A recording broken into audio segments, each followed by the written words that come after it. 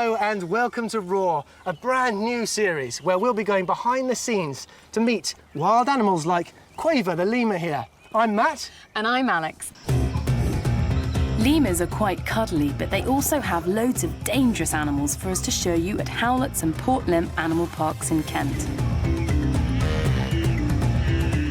And we've got lots of stories to tell you about them. There's loads to do, so let's get started. Here's what's coming up on today's Raw.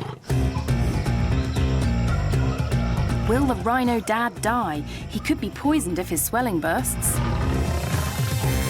I'm hoping this enormous slippery snake doesn't get a crush on me. And it's Dishy's birthday, so there'll be loads of monkeying around.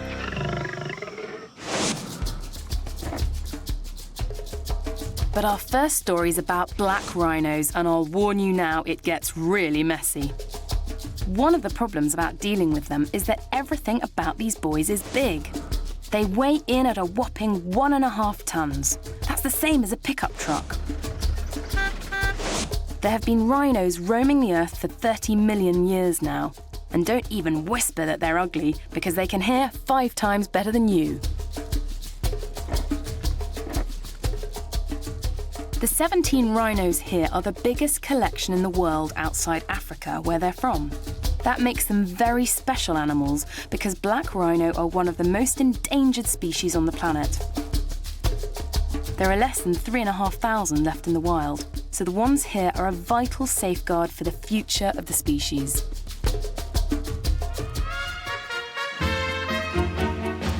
One rhino in particular is very important, because 31-year-old Gareth is the breeding bull. He may have bandy legs, arthritis and bad skin, but the lady rhinos adore him. Keeper Nick Turk has cared for him for 6 years. He's probably the most successful captive rhino. It's helped with the fact that he's got the arthritis, and he doesn't chase the other females like another bull would do. So he's a lot more relaxed about the whole thing, and therefore that means that the females are, so they trust him a lot more. And there's really no female that's sort of not got on with him. The proof that looks aren't everything is that Gareth's fathered 9 babies, which is a record for a captive rhino. He's got the chat, obviously. But whilst he's a hit with the girls, Gareth is grumpy with the keepers. Paul Beer knows him very well. Yeah, I've worked with Gareth for about 11 years now. He hates everybody. He'll come up and have a scratch on the nose, but that's it. I mean, he's totally hands off. You can't go in with him at all. I mean, each individual one's got an individual character. Some are really laid back, some are aggressive, and some just miserable. But yeah, Gareth's one of the ones that's quite laid back, but he's also very miserable. He may be moody, but his keepers love him anyway. And recently, they've been very worried. Gareth's bowed legs were probably caused by an accident when he was born. But he gets a lot of pain in his joints, and a few weeks ago he developed a huge swelling, the size of a football, on his shoulder. He has bad front legs anyway, so he does a lot of lying down. So possibly he's had a bit of a sore on his shoulder there, and some sort of infection has got in there and maybe created the abscess. I'm sure there must be some sort of pain. There's a lot of pressure there, I guess, with all the pus in there. A swelling or abscess like this is extremely dangerous. It's filled with poisonous pus, and if it gets into Gareth's bloodstream, the infection could kill him. The future of the whole breeding program is in jeopardy. So wildlife vet Sabine Hertzberg-Merzer is called in. The only way to cure the problem is probably going to be an operation, to drain and clear the abscess out. But sedating a 31-year-old animal is very risky. So first she's trying a massive dose of medicine, fired into him with a dart rifle. You know, he doesn't like being messed around with. That's the problem we've got with him with this abscess. Other animals, you might be able to flush it out continually on a day-by-day basis, or even 2 or 3 times a day. But with him, it's a little bit more difficult because he doesn't like being poked and prodded. Unfortunately, there's no guarantee that the medicine will work. If we're not feeling happy with him, if we think he's still too sick, we will have to immobilize him completely and then clean it out. But that's a big stress for the animal, and we would like to save him from that, but if we have to do that, we have to do that. The keepers have done everything they can for now. We'll have to wait and see if the treatment does work. Now, if you fancy having a snake for a pet, don't choose one that can grow to 7.5 meters long and weigh as much as your mum and dad. And that's before it swallows you. I'm with keeper Ben Warren, and behind this glass is one of the scariest creatures in the park. Ben, what is it? We've got a Burmese python in here. You see? And why have you got me up here? He's just shed his skin, and we have to go in there and clean it out. OK, lead the way. Go on in.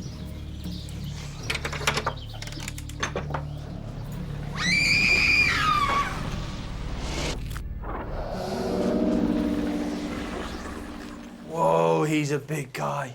Yeah, Am I all right this close to his head? I'll take hold of him. We're going to have to shift him out of the way. If you want to grab the end that doesn't bite. Yeah. OK? This bit here? Yeah. And try and lift him up and we'll move him this way. Wow, he's heavy. My God, he's big. OK then? Oh, that is amazing. He's so heavy. And his scales are truly amazing. Look at the way they all join in together. Is that for a particular reason? What's the advantage of having these scales? Helps movement, really. As he twists, they all sort of pop up a little bit so it doesn't restrict his turns and things like that. And where's this guy found in the wild? He comes from Burma, found in sort of forest areas so he can hide in the leaves. That's why he's got these markings. Amazing. And what sort of thing does he eat? Rodents, small antelope, anything like Antelope? that. Yeah, he can take on something the size of a small child, really. Really? Yeah. So how does he catch his prey then? Basically, he'll lay an ambush, all curled up.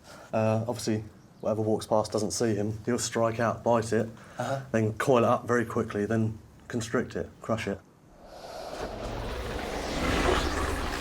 Benny's licking around a lot with his tongue. What's he actually doing there? Basically, their tongue is their nose. He's tasting the air. He's obviously you're a new person in here. He's having a sniff around, checking you out. He's tasting to see if I'm worth eating. Yeah.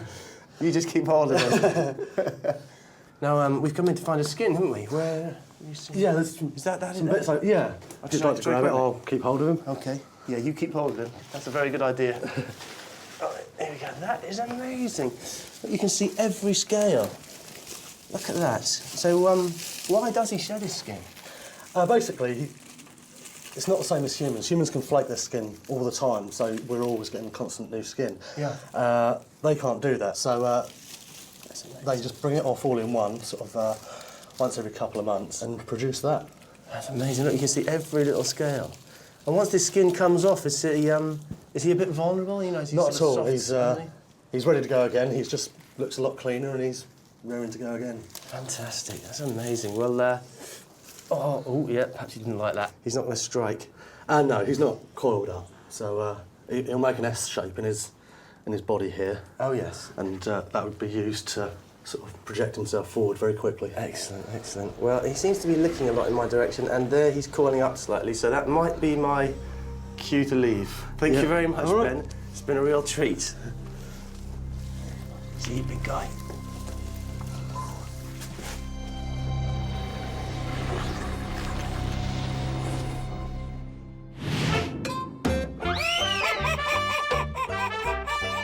What do you call a sleeping bull?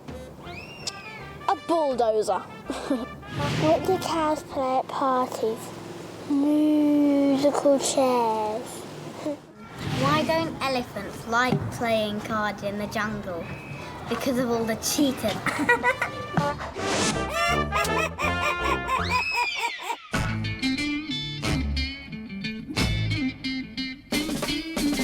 This playful lot may look like cheeky monkeys, but in fact they're Western lowland gorillas, although their technical name is gorilla, gorilla, gorilla. Bet you didn't know that.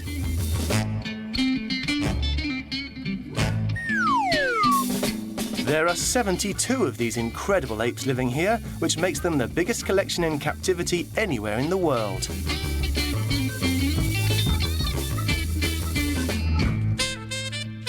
It's important they have so many because in the jungles of West Africa, where they come from, these gorillas are endangered by loss of their natural habitat and hunting. so every baby born here is a vital safeguard for the future of the species.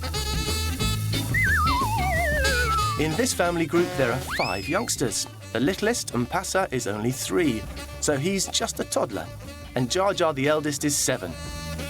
But today is a special day for their brother Dishy, and headkeeper Phil Ridges is celebrating. It's Dishy's birthday today. He's 6 today.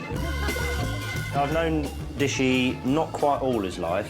He was actually born at Howlett, but he's been over here since he was just over a year old. He's quite a happy-go-lucky young chap. He's a typical child, really. He's just a little kid, and he likes running around and generally causing mischief, like a lot of human children sometimes.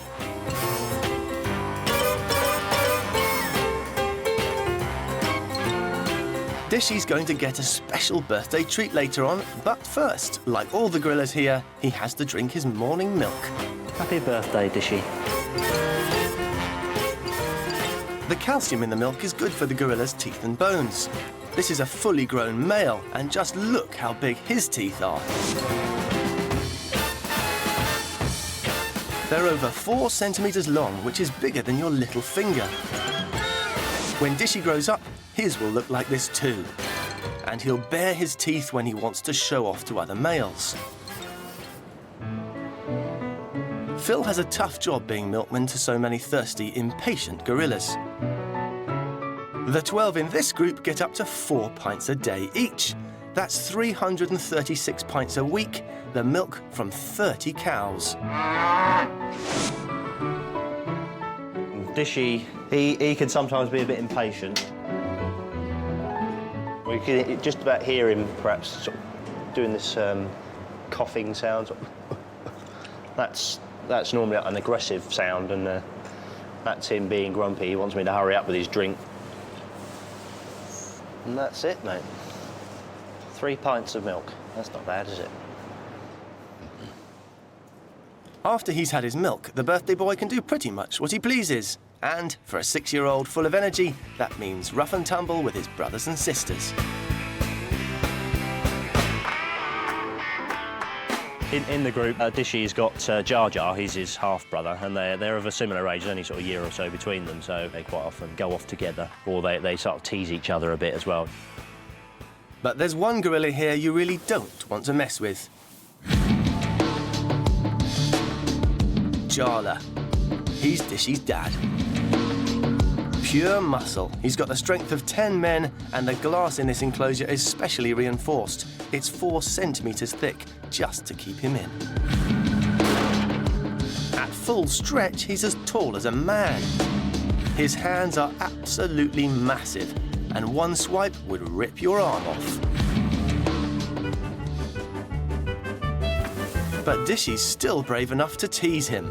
They quite often run up behind him and slap him on the back or slap him on the bum, just to try and get him to chase after them. It's a good thing Dishy can run fast. Like all gorillas, he legs it on all 4s. Along with chimpanzees, they're the only animals who can use the back of their hands like feet. If Dishy doesn't get into too much trouble, he'll still get a birthday treat later on.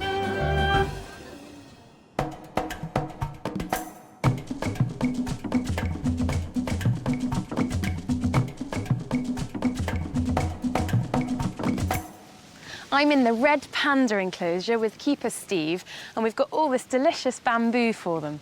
Steve, it's main part of their diet, bamboo, isn't it? Well, yeah, it makes up about between 95 and 99% of their entire diet is bamboo. Yeah. And where are we going to put it so that they can get hold of it? If you'd like, you can actually stand exactly where you are, and they'll probably come to you. Oh, yeah, look. Right. Just above you, you've got Shu Fang. Shu Fang, so that's the female. Yep. And just eating over here is the male, so dense. Oh, aren't they gorgeous? They've got such sweet little faces, haven't they? They are adorable, yes. And so what else do they eat in the wild? Well, if they're not eating bamboo, they will actually supplement their diet with things like fruits. When it comes to summer, they will occasionally take things like mice or small rodents if they can get hold of them as well. But they're not a very quick animal, so it's quite difficult for them to chase down food. And whereabouts are they actually from? Well, red pandas have got quite a wide distribution. They come from the Himalayas in Nepal, They stretch all the way east into China, so they cover quite a wide range. They love mountainous forests where the bamboo grows. So I take it that these very thick coats that they've got help keep them warm? Precisely. It's very, very cold up there, so they do need a warm coat. And that coat seems to go all over them, doesn't it? It's really thick. Certainly does, even on their paws. I don't know if you can see, but yep, the inside of their paws are actually coated with fur as well, so it keeps their toes nice and warm. But they also actually have an extra digit on their hand, which acts like a thumb. So they actually basically looks like they've got 6 fingers or an extra thumb. Enables them to grasp the bamboo a bit better, so they can actually hold it like a hand and pull it towards them. How fascinating. And also what I want to know is, are they related to the giant panda? That's the million-dollar question. To be honest, still nobody knows. Some scientists class them as in the bear family, along with the giant panda. Others say they're more closely related to raccoons. So they still really don't know. They do have a lot of similarities. For example, the extra digit on their hand, giant pandas have the same. Their breeding cycle is exactly the same as the giant panda as well. And of course their diet, bamboo, exactly the same as the giant panda. So they do have a lot of similarities, but chances are they're not actually that closely related. It just seems to be a case of parallel evolution. Steve, they seem to be really enjoying this bamboo. Yeah, they do love it. Quite why they do, I don't know. It doesn't taste very nice. There really isn't much nutritional value either. It actually contains poison. So quite why they like it, I don't know. But pretty much their entire diet is bamboo, so they seem to get by on it. Because it's so nutritionally poor, they do live a very, very slow lifestyle. Slow to grow, slow for the babies to grow. It's a very, very difficult lifestyle they live. And of course with the harsh climate as well, it's very, very cold. It doesn't seem like the obvious choice of food, but they seem to get by. It's their favourite food. It is definitely their favourite food. She'll be might possibly munching away on this for quite some time. They can eat a lot of bamboo in one go. In fact, I think it's been recorded that a panda's eaten 20,000 leaves in one day. Really? Yes, which is quite impressive. That is amazing. But there you go. And the rest of the day is spent pretty much doing nothing. They like to sleep. They don't cover much ground. In fact, they probably only move around 500 metres in a day. So they're a very, very slow animal. Well, Steve, thanks very much. It's been great helping you. I think I'm going to stay and feed them for a bit longer, but given that they're such slow movers, I could be here for some time.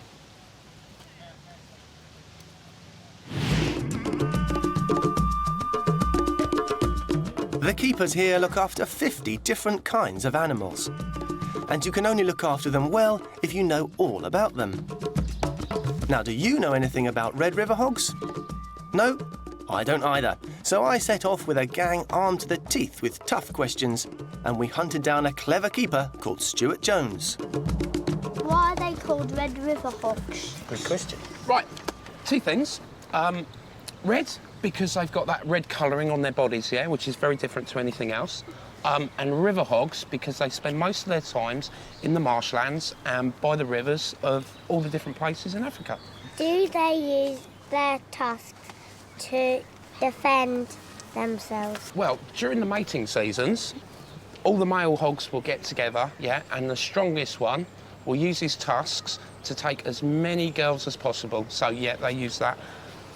What they also do is they break open logs and they break down branches and bits and bobs to find bugs. So it's another form of feeding and defence. So very powerful tusks. What are their main predators in the wild? Well, they make very, very tasty meals for lions, leopards.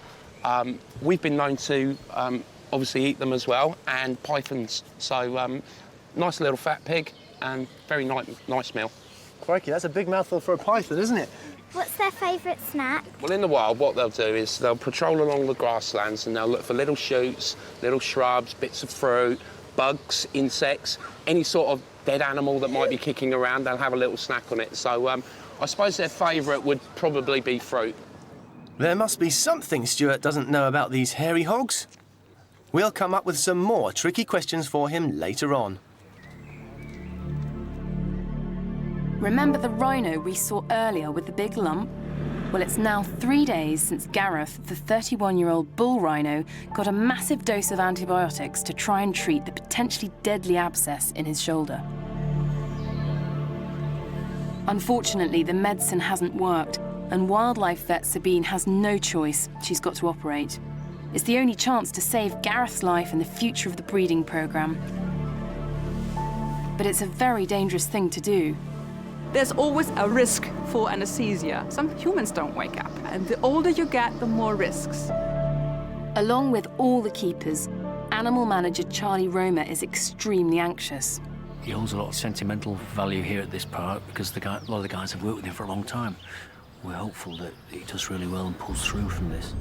We try our best, that's why we've got emergency drugs there. We've got some fluids ready to go and some oxygen ready to go. So the whole equipment inside that we've just set up here, it's all there, so in case we need to use it. Gareth's life is at stake, but the team are also risking theirs to save him. They're using a dart gun to shoot sedative into Gareth's system. But rhino skin is extremely tough and up to 3 centimeters thick. They have to be very careful because the drug they're using is deadly to humans. The big danger from darting is that the dart might blow apart or something. You prick yourself with a needle, or you just drop a little bit onto your skin, or you get something into your eye and you just fall over and you go into a coma. The anesthetic will work quickly, so it's a race against time for the team to get Gareth into the right position for the operation. But being in a small space with such a dangerous animal could easily end in disaster. Obviously, we're very worried that the keeper safety is just as important as the animals. In the worst case circumstances, a black rhino could quite easily kill a human. Once he's laid down, they take care to put a towel over his eyes to help him stay asleep. The operation can begin, and while he's out for the count, they can do some other little jobs on Gareth too. Nick's doing the skin, Paul's doing the hoof trim. Sabina's going to sort out the abscess on his shoulder. We'll take some blood samples as well at the same time. Yeah, critical time, very critical. Okay. Gareth's cracked and sore skin is caused by old age, but moisturising it with oil should help a bit. There's a lot to be done, but they can't take more than 30 minutes. If he's sedated for any longer than that, there's a high risk he'll die, and a monitor attached to Gareth's ear will tell the keepers if he has a heart attack. Like a giant spot, the huge abscess is swollen to bursting point. It's full of infected fluid that urgently needs to be drained out before it gets into Gareth's bloodstream. Look at the joint here. Yeah. When he lays down, there's a lot of pressure on it. Yeah. He's just trying to squeeze the abscess. Such a hard mass in there. Had to put some warm water in there to try and diffuse it a little bit, and give it a bit of time to work. But the boil won't burst, and the keepers are struggling to get him into a better position. If they don't bring him round in 10 minutes, he may die, so time may be running out for Gareth.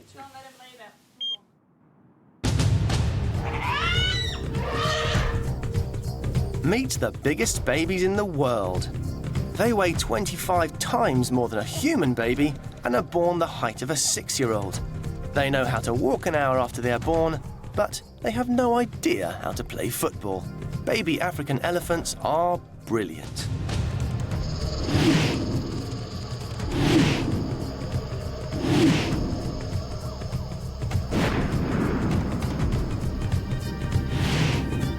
Baby elephants are known as calves, and Liz Rickard has 2 one-year-olds to look after, a girl called Jara and a boy called Janu.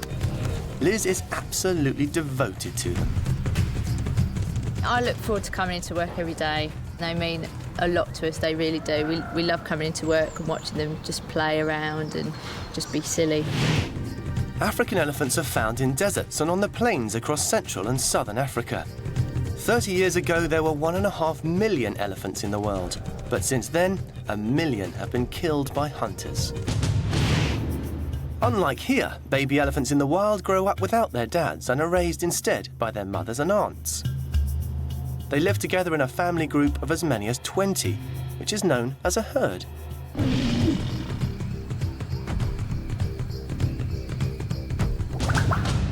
An adult elephant will spend up to 16 hours a day slowly plodding around and eating, while baby elephants spend most of their day causing havoc.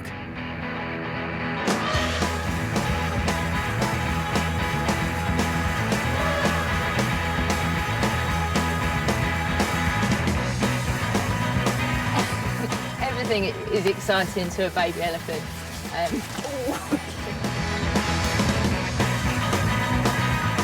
Fruit and vegetables, they're fantastic. You can kick them, you can throw them. You can try and eat them. Just really lucky to have the two calves together so they can play with each other, learn with each other.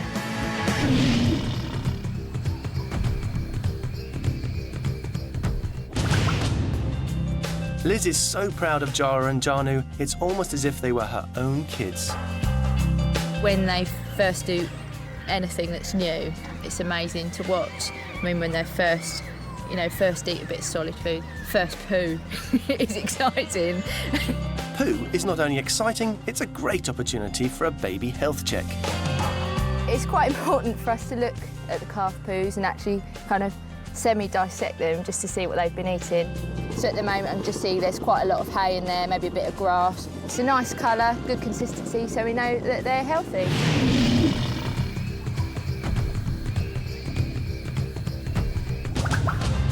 Elephants are born with very powerful brains, and with some added teaching from their mothers, they learn incredibly fast. It's lovely to see, really, the babies learn. Obviously, they've got a lot of influences around them. They can watch what their mothers do, so if the mother puts something in her mouth, the baby elephant can reach inside, pinch a little bit, taste that and think, OK, that's OK to eat. I'm really looking forward to watching them grow up. I mean, they've changed so much within the first year of their lives, and obviously elephants can live into their early 60s. So hopefully I'll be here for a little bit longer and watch them grow up into adult elephants and maybe have children of their own one day.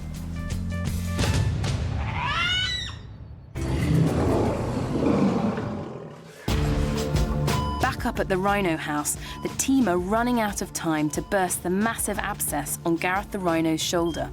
At 31, he's an old man, much longer under sedation, and he could die. It's vital to pierce the swollen mass as quickly as possible. Can we even get you from there? Whoa.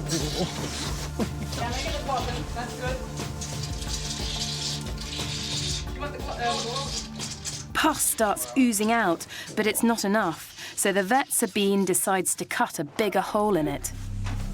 You're going to give it a scalpel? By now, there's such a build-up of pressure, it may explode at any moment.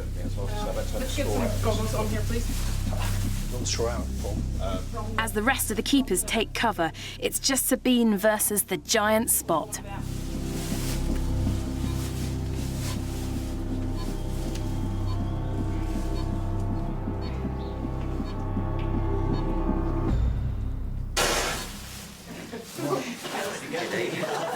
Yes, that was disgusting, but we know you want to see it again. Next time you want to squeeze a pimple, just think of poor old Gareth. Over a pint of pus has shot out. As soon as the wound is cleaned and been flushed with antiseptic, it's vital that Gareth's brought round quickly, as he's been out for half an hour. So Sabine injects a drug to reverse the sedative. He should get up immediately.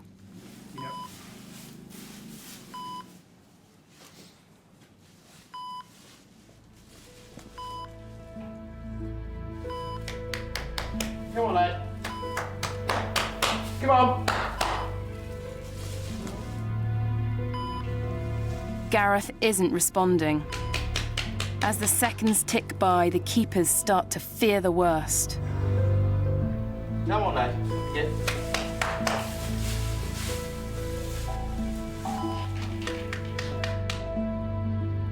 Gareth, sweetheart.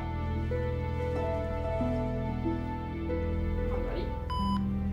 We'll be back at the rhino house later on.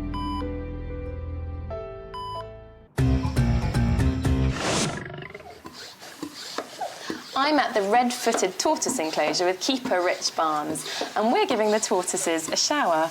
Rich, they seem to be really enjoying this. Yeah, well, unlike other tortoises, they're quite sort of aquatic anyway, so they kind of don't mind the water, but for getting them sort of a bit more lively, ready for feeding, we tend to just give them a spray, wake them all up a little bit and just kind of get them heading over to the food. That's just so two don't eat all of it and the others don't get any. So. And where are these tortoises from? They're from South America, quite widely distributed through the rainforest there of the Amazon. And is this very similar to the sort of natural habitat they have in the wild? Yeah, obviously there'd be a bit more sort of planted areas. What we're trying to do here is just plant up the sort of background areas more, so they've got a bit more of an open bit here for them to feed on and for the public then to see them as well. Obviously, that one seems to have taken a liking to your boots. He is, yes. Do they eat anything? They pretty much eat anything, or they would if you give them the opportunity to. Just the other day I was planting some stuff in here and they had the plant in half within seconds, so yeah.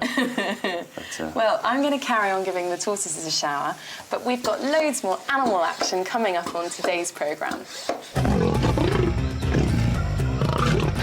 Can you roar louder than that? The king of the jungle's going to really let rip. He's got a killer tongue, but can a giraffe really lick a tree to death?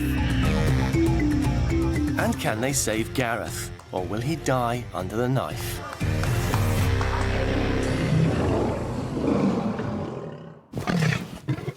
We are over at the Barbary Lion Enclosure with head keeper Adrian Harland and one of the biggest lions I have ever seen.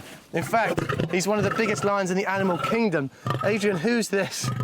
This is Suleiman. He's probably the biggest cat we've got in the park here. He's not too happy about us or perhaps the camera. Is that because he's about to get fed, perhaps? He knows something's coming and new people and yes, it does get you a bit excited, doesn't it? Yes, you're a good boy. You're a good boy. Good the boy. energy and the power of not just obviously him leaping up, but the sounds he's making. They make your chest reverberate, don't they? They do. And his paws. Well, there you go. They are phenomenal. They're retractable, aren't they? Yes, they go in and they come out again, don't they, Sam? Yes. And how do they use those claws in hunting? Do they tear things apart? Do they? It's for catching things. They like cling on to the animal as it's running away and help to bring it down. And they also use them for scratching on logs and stuff to mark out their territories. Oh, good boy, good boy. Yes, good lad. He's just getting energy for the next little roar. And he's in here. Turn round. He's in here with a family. Are they his kittens or cubs, I should say? Yes, they're his cubs. He's in here with his missus, Safi. Yes. And they're three cubs in this last litter, 2 boys and a girl. Brilliant. And how old are they? They're coming up for 10 months now. Great. And these litters, they're really quite crucial to the species, aren't they? Because I understand that this particular variety of lion is very much endangered. Well, this lion is extinct in the wild and has been since the 1930s. And there are around 60 or 70 of these cats in zoos dotted around Europe and North Africa. Yeah. And that's it, 60 or 70. It's nothing. Really? Nothing at all, is it, mate? So that's a huge success to have 3 new ones. It is. I mean, we're looking at nearly 10% of the world's population just in this little enclosure That's an here. incredible thought, isn't it? Adrian, this response to us being here, I mean, it's a perfectly natural response, isn't it? Yes, he's defending his family here, and that's good to see. You know, it shows he's playing his natural role in looking after the family, as a wild lion would do. And he knows that we've got some food coming as well, so that's just putting a little edge on him. He seems to have calmed down a lot now, Adrian, but that roar was the most phenomenal thing. Do you think he will do it again? I think there's a fair chance. He's defending his family here. Of course. He's not too bad with me, but with strangers around, he doesn't know what they're going to do. Do you know what? They always love the sound microphone. Oh, there you go, there you go. Let's get the mic right in, actually, so that we can hear that sound. It is phenomenal. No.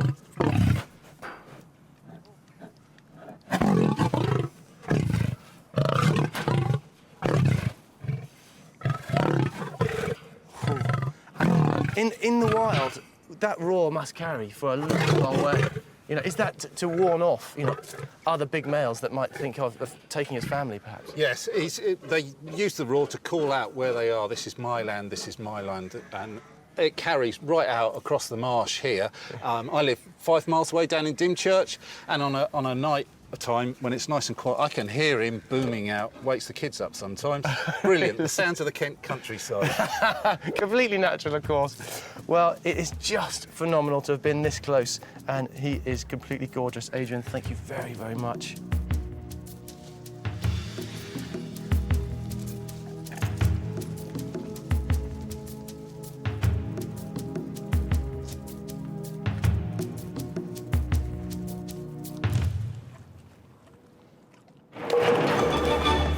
Now then, Ginny, come on then. Back in the gorilla house, birthday boy Dishy is coming in for his tea. Phil the keeper has got him something special, but first he has to eat his greens. He can be a bit fussy, actually. Sometimes he's not keen on bananas, he's eating these, but sometimes if they're a little bit underripe or something, he's like, no, I don't want that. Pears he quite likes, but they've got to be a certain sort of pear sometimes. Same with the apples. Give him quite a bit of variety, even though sometimes they don't want it.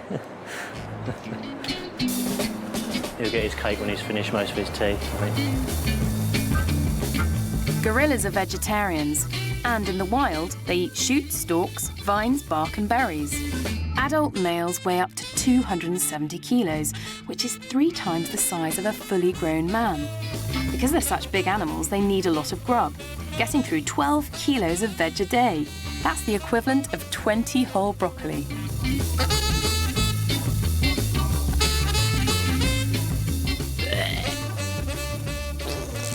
Greedy Guts Jala, Dishy's dad, has a trick for making his dinner last even longer. It's terrible manners, but gorillas do this with food they really like, so they can enjoy it all over again. Which is quite a neat trick, isn't it? Phil's very careful with the gorilla's diet here, and they can't use a toothbrush, so a sweet treat like this is only for very special occasions. He's making a happy sort of rumbling sound. Oh, you like that? Happy birthday, Dishy. I think he's enjoying it. It's all going, so he's not wasting much. Dishy's birthday is nearly over, but don't worry, we'll see a lot more of him later on in the series.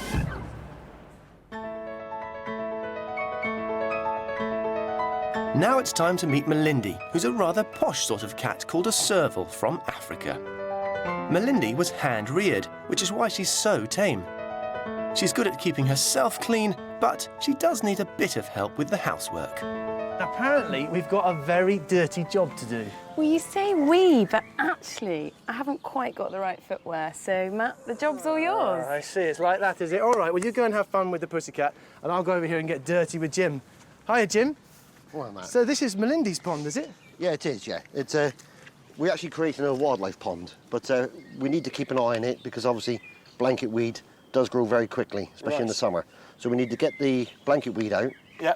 And then, but once we get it out, we have to leave it on the side of the pond. Is that this stuff, yeah? Yeah, yeah.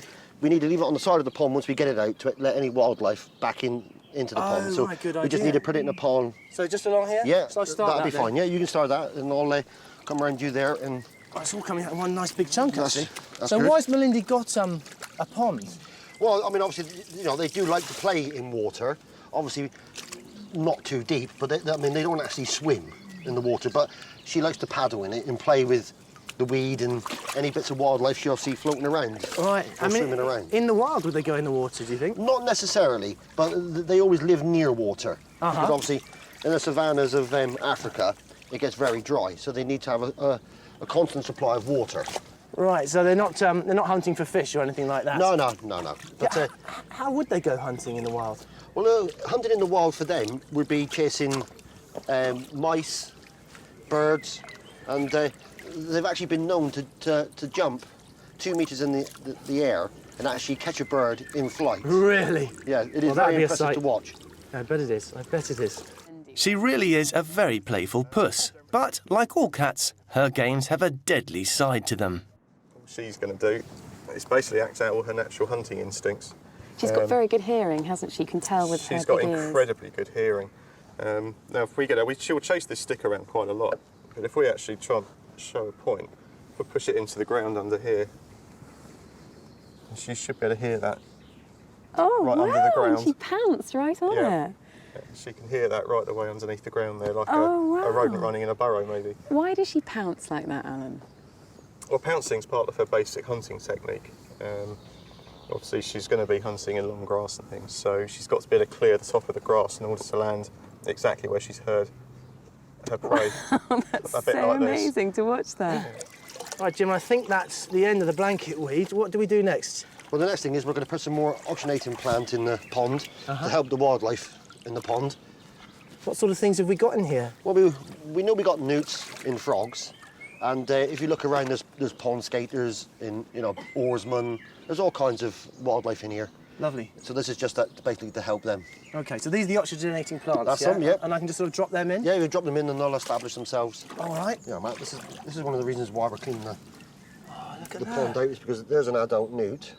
This is one of the, like I say, this is the reason why we clean the pond and put more oxygenating plants in there, so the British wildlife like that newt will survive and thrive in the pond. He's fantastic, isn't he? What gorgeous colours. Yeah. So if I just put my hand down, do you think he'll just swim off into the water? Yeah, you should just swim away. Ah, brilliant. Off you go, you. Off you go. There he goes. Well, I think newts are cute too, but they can't do this. Wow, look at that. She's very strong, pulling herself up. Yeah.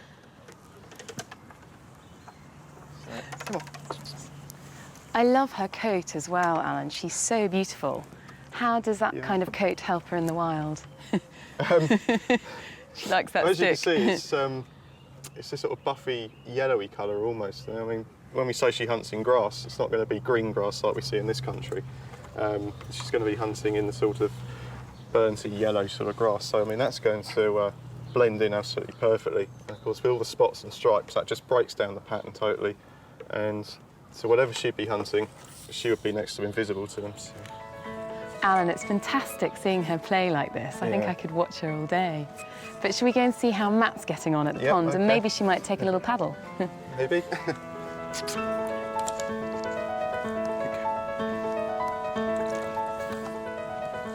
How are you getting on, Matt? I hope you've been working hard. Yeah, been having fun. We've brought Melindy to see you. Hey, Melinda, yeah, don't you worry, all the hard work's done.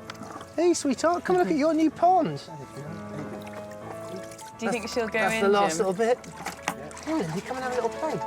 What's this? What's this? She looks interested, doesn't She's she? having a look. She's lying down now. I think she's going to have a rest. You must have worn her out. I know. Well, there you go. Look at that fantastic job. What do you think? Marks out of 10. Oh, I give you a 6. A 6? Yeah, Melinda, I think. I heard her. She just gave me a 10. Well, we'll leave her to have a little play. Well done, Melinda. Come on then, Matt. I'm sure I can find you another mucky job to do. Yeah, I'm sure you will.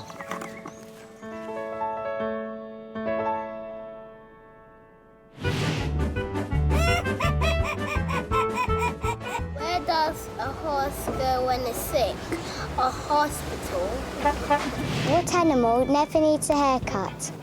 A bald eagle. What do elephants do in the evenings? Watch television.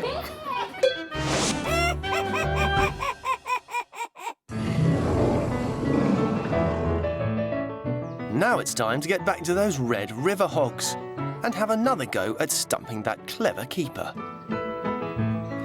How long do they live?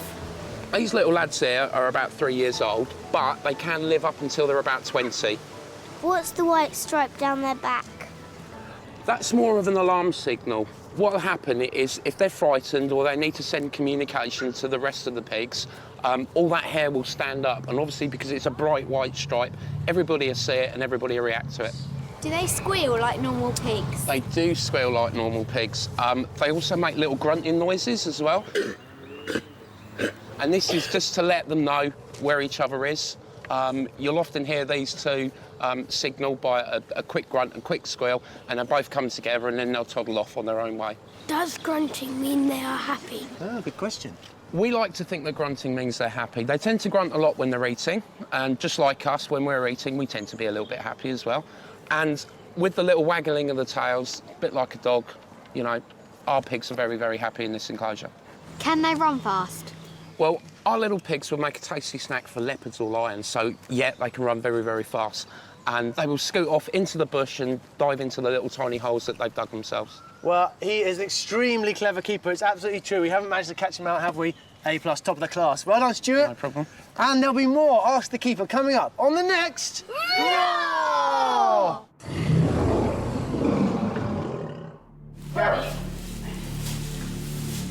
Back up at the rhino house, Gareth, the 31-year-old bull, still hasn't come round from the operation. Gareth, come on. The keepers are beginning to lose hope. But they're trying everything to save him. Gareth, come on. Sweetheart, come on. Come on. Come on. If Gareth dies, they won't just have lost a friend they've looked after for over 20 years. The whole future of the black rhino breeding program here, one of the most important in the world, will be endangered. Come on, buddy. Let's go. Come on. Hi, Toby. Here we go.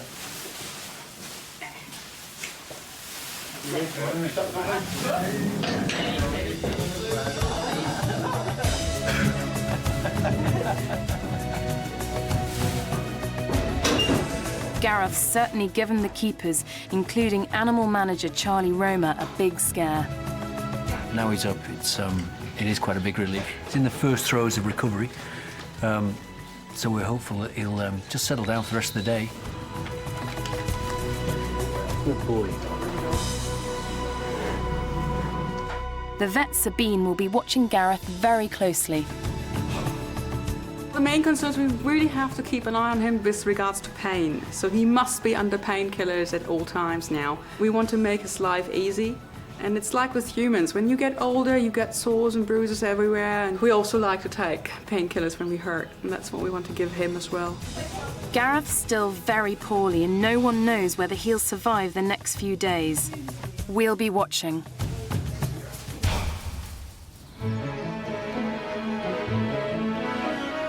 Giraffes look so extraordinary that I wouldn't be surprised if they came from another planet. But the keepers assure me that these giraffes are definitely from Africa. Stooping down to eat could be a pain in the neck, so Nick Turk hoists their snacks up into the treetops. Nick, do you do this every day? When they're in the yards, we will do, yeah. Obviously, when they're out in the big enclosure, they've got the natural browse that's out there. And this is a willow, isn't it? Is this what they would eat in the wild? They eat acacia and other sort of African shrubs, obviously, but this is their sort of favourite sort of British tree that we give them. They love it. And standing here actually gives you an idea of just how tall a giraffe is. Yeah, they're really tall. They're about 13 feet at the moment and grow up to about 18 to 19 feet, which is around 5 metres. That makes me feel very small. Yes. Well, that's the last one then, Nick. Yep. What should we do now? Well, if you head back over that way, behind the barrier, and I'll head off round there and let them out. I can't wait to see them. Excellent.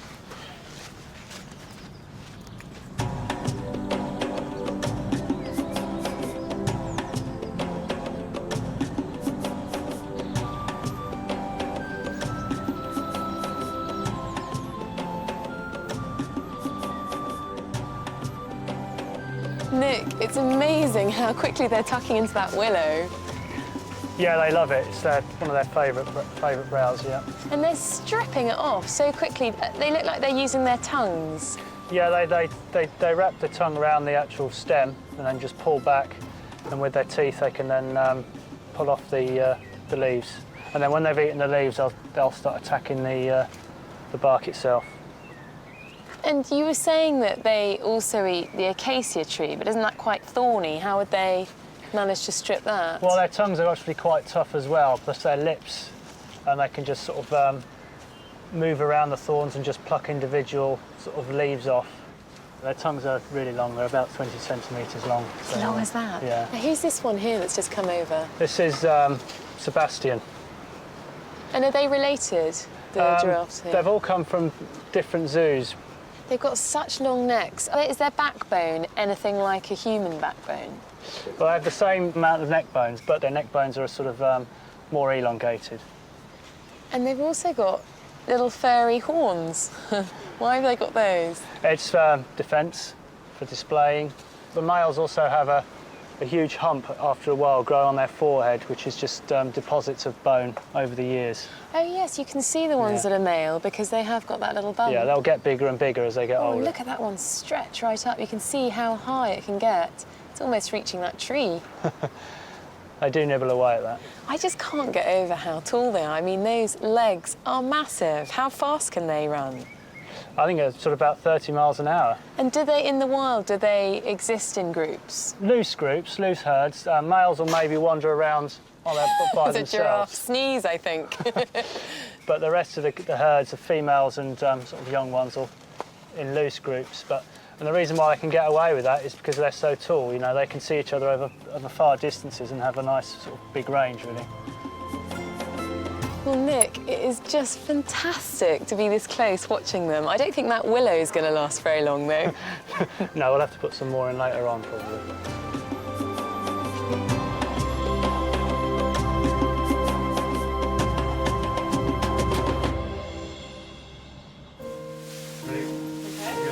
Back up at the rhino house, it's 3 days now since Gareth underwent a life-saving operation to clean out an infected abscess. He gave his keepers a real scare when he took much longer than normal to come round from the anaesthetic.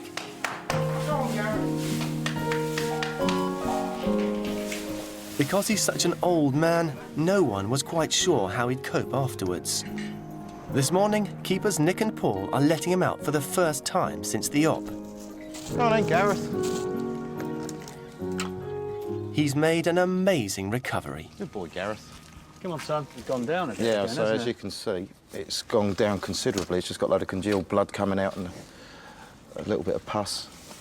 And he's been a lot better at being a patient just lately as well, so it must be relieving some of the pain, because before you couldn't actually touch the abscess. Good boy. The skin's actually improved a lot. All that dryness you can see is actually quite good, really. Before it was quite red and bloody because he had a bit of a skin problem. And obviously, as that's cured, he's become a lot less sensitive to us prodding and poking. Good boy. Now Gareth's not so grumpy, it's easier for Nick to feed him his daily painkillers. Well, it's bread's very good because they love it, and it helps disguise the taste. You can make sandwiches up with it using bananas and things, which obviously helps. And they just do anything for bread, really, so it's very good.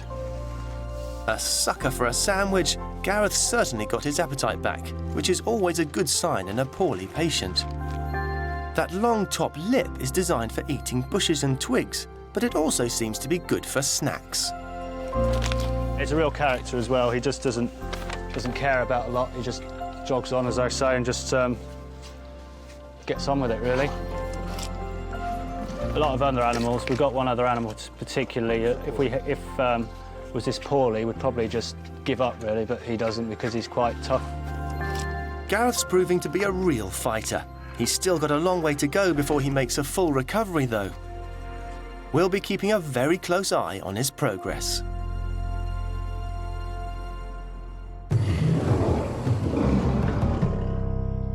It's been a fantastic day here at Howletts and Port Lympne Wild Animal Park.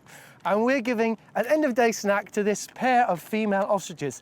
They're just 2 of the over 100 animals that live here on the 600-acre park. And we're going to be meeting lots more of them and the keepers that care for them throughout the rest of the series. But first, here's a taste of the animal-filled fun that's coming up on the next Roar. It's lunchtime for the lioness, and she doesn't want to share it. The new arrival's very friendly, but what on earth is it? And who needs iTunes when you've got a gorilla that sings? All that and more in the very next Roar.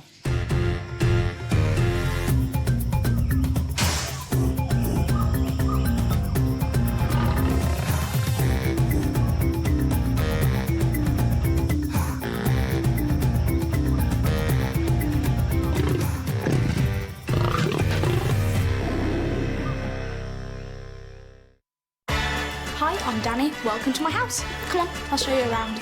This is my brother Max's room. So annoying. This is my room. And this is the den. where I chill out and catch up with Sam and Toby, my 2 best mates. We do the usual stuff, group hug, and some unusual stuff. A brand new comedy starring Danny Harmer starts Friday at 4:35. CBBC on BBC One. Hang out at Danny's house.